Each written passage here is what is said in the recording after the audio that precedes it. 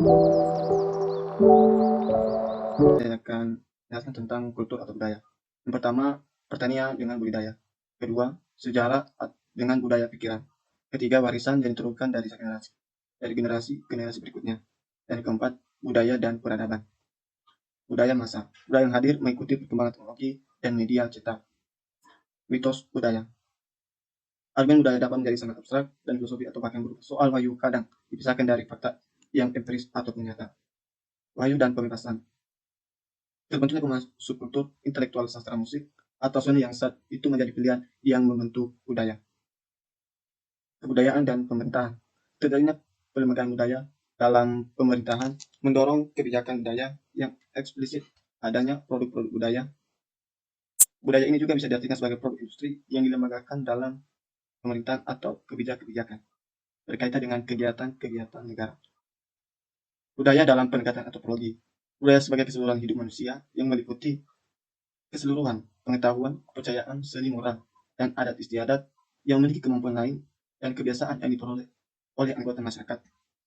Pengaruh strukturalisis. Memahami dengan perkembangan budaya dengan kembalinya membentuk sikap terhadap sejarah budaya dan budaya kontemporer dan subkultur.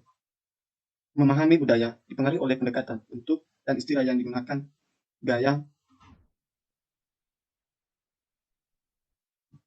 ilmu pengetahuan, dan politik suatu masyarakat. Tradisi lisan atau oral culture adalah sebuah cara mendapatkan informasi sejarah yang digunakan masyarakat dengan menyampaikan pesan melalui lisan dari generasi ke generasi. Seperti contoh, misal tradisi lisan ini dari nenek kita, nanti turun ke ayah ibu kita, nanti turun lagi ke kita, sampai generasi ketiganya.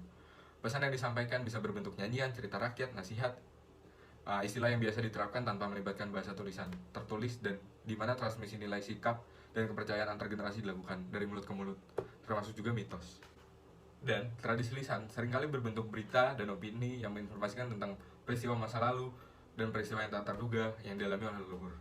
Di beberapa daerah, tradisi lisan menjadi topik menarik ketika dikaitkan dengan perkembangan dalam sejarah dunia dan ilmu sosial. Ragam ekspresi masyarakat yang disebutkan dalam tradisi lisan, kearifan lokal yang berkaitan dengan lingkungan, berfungsi untuk pendidikan, memori masa lalu, fungsi kontrol sosial, dan fungsi keagamaan. Tradisi lisan sebagai ekspresi budaya. Tradisi lisan sebagai tradisi merupakan media yang baik bagi para lansia untuk menyampaikan pemahaman sejarah dan budaya kepada generasi baru. Dari situ juga ada proses atau ritual menanam nilai-nilai sosial dan budaya, nilai sejarah dan sosial yang tersembunyi. Tradisi lisan sendiri sangat berpengaruh terhadap masyarakat karena merupakan asal-usul masyarakat mengenal dirinya sendiri. Pengertian folklore.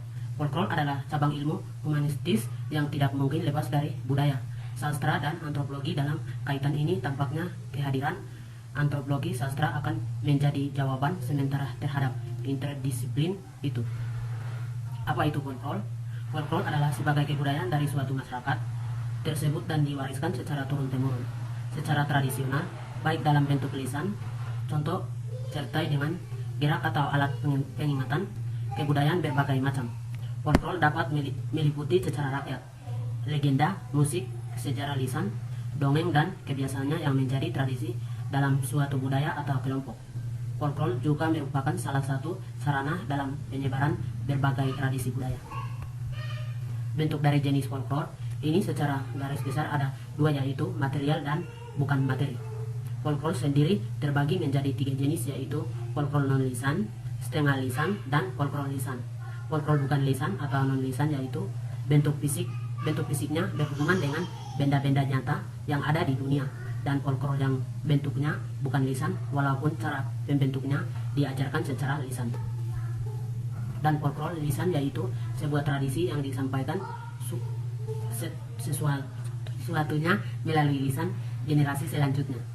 Fakta mental yang hanya memiliki bentuk lisan dan kepercayaan secara mental, contoh lisan sejak puisi dan lain-lain. Folklore setengah lisan yaitu yang menyebarnya bukan saja secara lisan, melainkan juga bukan lisan. Contohnya sesuatu yang dipercayai oleh rakyat, seperti gaib dan permainan rakyat, adat istiadat, upacara, dan tari-tarian rakyat.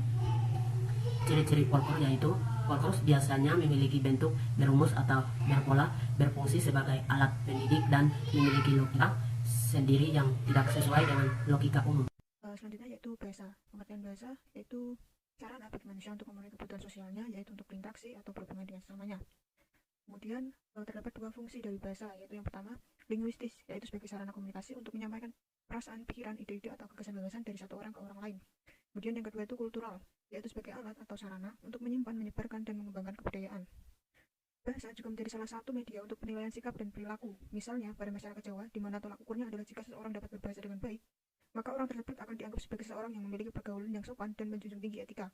Jika seseorang tidak dapat berbahasa dengan baik, maka akan dianggap sebagai seseorang yang tidak memiliki atau tidak sesuai dengan tatanan sosial yang ada di lingkungan di mana ia tinggal. Kemudian terdapat bukti hubungan bahasa dan budaya. Yang pertama, bahasa dapat digunakan sebagai sarana untuk pengembangan budaya. Kemudian yang kedua, bahasa dapat menjadi cermin dan wujud kebudayaan masyarakat. Dan yang ketiga, seseorang dapat mempelajari suatu budaya melalui bahasanya.